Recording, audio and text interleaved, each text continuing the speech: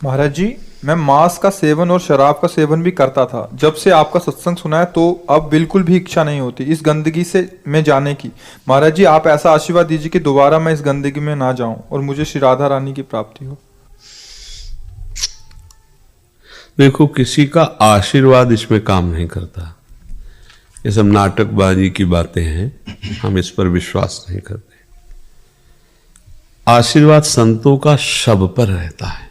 जैसे एक वात्सल्यमयी माँ के 4 बच्चे हैं, एक बहुत गंदा है, एक बहुत अच्छा है, एक बिल्कुल पागल है, एक बहुत कर्म करने वाला है। पर माँ जब दृष्टि से देखती तो उसे 4 अपने बच्चे दिखाई देते हैं। उसको बुरा है, भला है, अच्छा है, ये सब दूसरे लोग देखते हैं, उसका बच्चा है। ऐसे संतों की दृष्टि शब पर बराबर प्यारमयी होती है। अब उनमें से जो बच्चा माँ के अनुकूल आचरण करता है, प्यार बराबर होने पर भी मां का पक्षपात होने लगेगा। आगे चलकर आपको दिखाई देगा कि मां उसे एकांत में बहुत दुलार कर रही है, क्योंकि वो प्राण समर्पित की हुई मां की आज्ञा में। एक सारा पिता उदंडता करता है, पर भोजन उसे वही पवाएगी जो उसको पवाएगी, उसमें अंतर नहीं करेगी। ऐसे ही भगवान और भगवान के प्रेमी महात्मा पूरे जगत में एक भाव रखते हैं। पर जब वो भगवान की आज्ञा का पालन करता है या संत आज्ञा का पालन, तो विशेष कृपा पात्र बन जाता है। कृपा तो सब पर है। तो इसलिए आपका निश्चय होना चाहिए।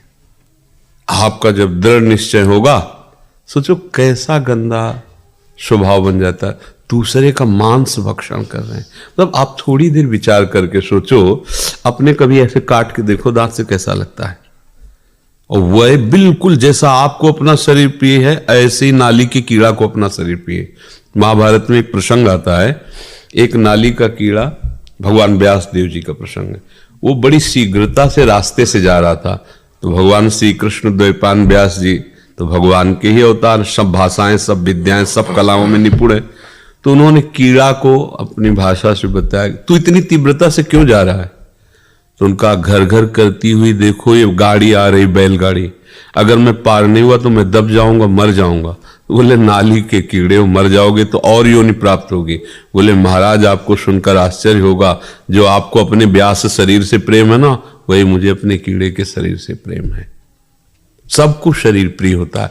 अब सोचो आप, आपके शरीर में जैसे प्रियता, ऐसे उन जीवों के शरीर में प्रियता है, और आप उनको काट करके उनका मांस खाते हो। आप क्या हो? क्या हो? क्या आप जानवर हो या राक्षस हो? 2 को छूट दी गई है। अलग अलग आहार है। मूली में भी जीव है, आलू में भी जीव है, उखाड़ के फेंक दो सूख जाएगा। जीव वैसे ही है जैसे सब में, वैसे ही, पर विधान बनाया गया है। आपके लिए ये आहार, आपके लिए आहार। शेर के लिए मूली गाजर नहीं बनाई गई। वो बलात् जबरदस्ती अपने बल विक्रम से पशुओं को फाड़ करके खाता है, उसको कोई पाप नहीं लगता, उसके लिए विधान है। बाज के लिए विधान है, वो चिड़ियों को बलात् खाता है। लेकिन आप मनुष्य हैं, आपके लिए सब्जी है, फल है, एक से एक पेय पदार्थ, दूध है, घी है, एक से एक जूस है, रस है। कौन सा बल आप ये अंडा में, मांस में, मछली में, ये सब क्या है? केवल बुद्धि भ्रष्ट हो गई है। अब वो कहने में थोड़ा बुरा लगेगा, राक्षसी भाव इसे ही तो कहते हैं। वो जीव बचना चाहता है। आप जिस जीव की हत्या कर, आप देखो उसको, वो फड़फड़ा रहा है, बचना चाहता है। आप उसे जलाते हैं, काटते हैं, एक पैर बांध करके और उसको आग में जला रहे हैं। क्या ये जानते हो क्या होगा? घोर दुर्गति नरकों में होगी। अब वहां तो कोई, जैसे कहा जाए, देखो ऐसा करोगे पुलिस पकड़ेगी, मार डंडे तुम्हें उल्टा बांध के मारेगी, बकवास है। और जो फंस जाते हैं ना, उनको समझ में आता है। ऐसे नाखून उखाड़ते हैं, कितने कितने कष्ट दे। अब वहां कोई देखने वाला तो है नहीं ना, भोगना पड़ता है। जैसे यहाँ का जेल की सजा बताई जाए जनरल आदमी, लगेगा यार दबकाने के भय के कारण कह रहे हैं। ऐसा कहाँ होता होगा? वो होता है जो तुम सोच भी नहीं सकते। तो ये तो बहुत साधारण, क्योंकि यहां कुछ ना कुछ तो दिल है, हृदय है उसके। वहां हृदयहीन है वहां के शासक। जो यमपुरी के भगवान यमराज के सेवक हैं, उनके हृदय नहीं है, ऐसी दुर्गति होती है। महाप्रभु प्रेम रस प्रकट करने के लिए आए, जैसी थरिवंश नरक गति दुर्भर यम द्वारे कटियत नक्शी के। वो जब भोगना पड़ेगा तो भैया बहुत होश में, मतलब इसे खिलवाड़ न समझना। सबसे प्रार्थना है, हाँ, मांस मछली अंडा शराब मान लो हमारी प्रार्थना, ये मनुष्य जीवन तुम्हें मुक्त होने के लिए मिला है, उत्तम गति के लिए मिला है, ये गंदे आचरण के लिए नहीं मिला है। शराब में नशा नहीं है, भगवान का नाम जप के देखो ऐसा नशा है, न रात में नींद आती है न दिन दिन दिखाई देता है। एक अद्भुत आनंद, एक अद्भुत मादकता, एक अद्भुत उन्माद। शराब में क्या है, पिए हो पड़े पड़े नालियों में ऐसे वैसे गाली कर देते हो, जिनको अपमान नहीं करना चाहिए उनका अपमान करते हो, पैसा खर्चा करते हो, शरीर नष्ट करते हो, धर्म नष्ट कर। किस तरह का लाभ शराब में हमें कोई बता दे। वैज्ञानिक से पूछ लो, किसी डॉक्टर से पूछ लो, किसी, या तुम अपनी छाती से पूछ लो कि तुम्हें क्या लाभ मिलता है। मूर्खता, विनाश, अपवित्रता, अधर्म, इसके सिवा किसी को मदिरा पीने से कोई भी लाभ मिल जाए तुम्हें बताओ। साधु महात्मा नमक रोटी खा के साधारण जीवन जी के ऐसे परमात्मा को प्राप्त, तो तुम उनके बच्चे नहीं हो क्या?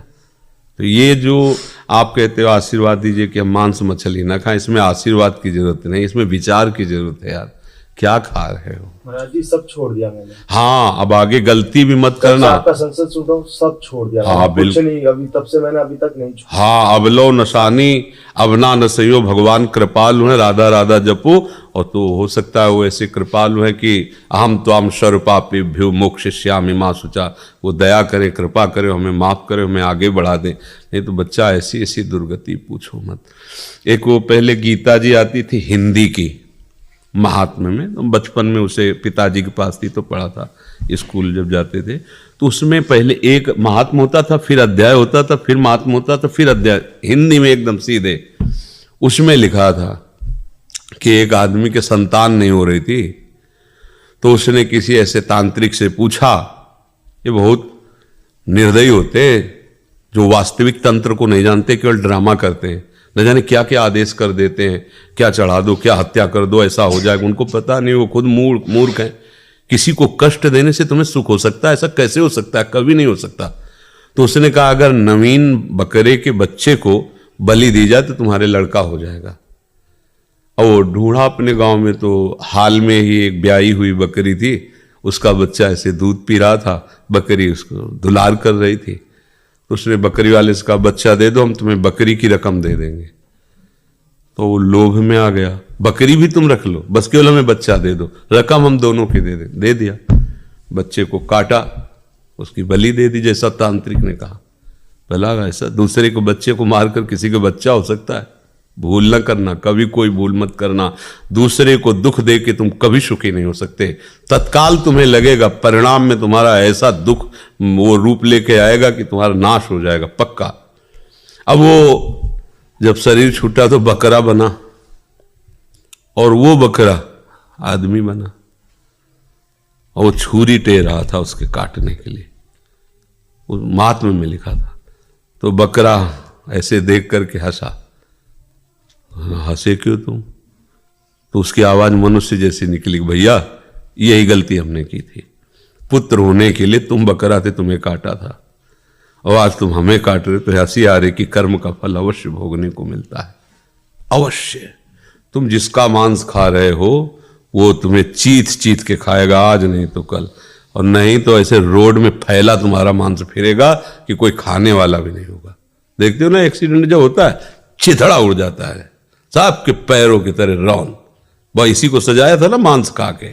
या फिर भारी कैंसर, यहां ऑपरेशन, फिर यहां ऑपरेशन, फिर यहां ऑपरेशन, हर तरह का कष्ट जला के राख कर दिए जाओगे। कीमो, ये वो, नरक यही भोगो पहले, फिर तो जाके। ये लोग समझते नहीं। लोग समझते हैं कि हम बहुत बड़े आदमी हैं, शराब पीते हैं, मुर्गा खाते हैं, मांस खाते हैं, ये जीवों की हत्या करते हैं। मतलब कैसी बुद्धि भ्रष्ट होती चली जा रही। एक दूध पीने वाला, घी खाने वाला, फल खाने वाला, सब्जी खाने वाला आदमी, सात्विक आदमी, वो और एक मांस खाने वाला, कैसा हो सकता है? बराबरी कैसे? तो मनुष्य जीवन मिला है अच्छे के लिए, कभी अब तक जो हुआ सो हुआ, एक सबके लिए, किसी एक के लिए नहीं, सावधान हो जाओ। ये जो लोग कहते हैं अंडा खाने से पावर बढ़ता है, 1 महीने ब्रह्मचर्य रह के देखो, नमक रोटी भले खाओ, देखो तुम्हारा पावर कैसा बढ़ता है। क्या बोले अंडा क्या है उसमें, देखो घृणित वस्तु, बुद्धि खराब हो रही, मलमूत्र को खाकर वो बलवान बनना चाहता है कैसी, मतलब कैसी निकृष्ट बुद्धि, समझ में नहीं आती। कैसी समझ, वो समझ रहा है मैं बहुत बड़ा आदमी हो गया, वीआईपी हो गया। अरे वीआईपी गिरी तुम्हारी समझ में आएगी जब तुम्हारे कर्मों का फल आएगा ना, अच्छे अच्छे।